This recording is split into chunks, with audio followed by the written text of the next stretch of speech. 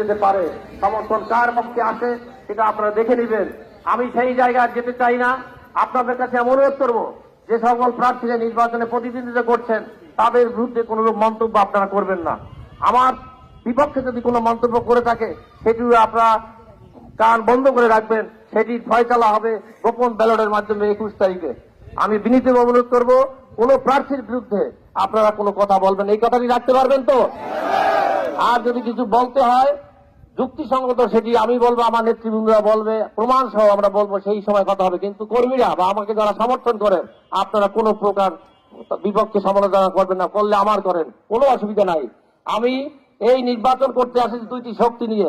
প্রথম শক্তি হলো আমার মায়ের দোয়া, আর দ্বিতীয় শক্তি হলো আপনাদের ভালোবাসা, স্নেহ। আমার সেই শক্তি কাজে লাগিয়ে আমি নির্বাচন করতে চাই।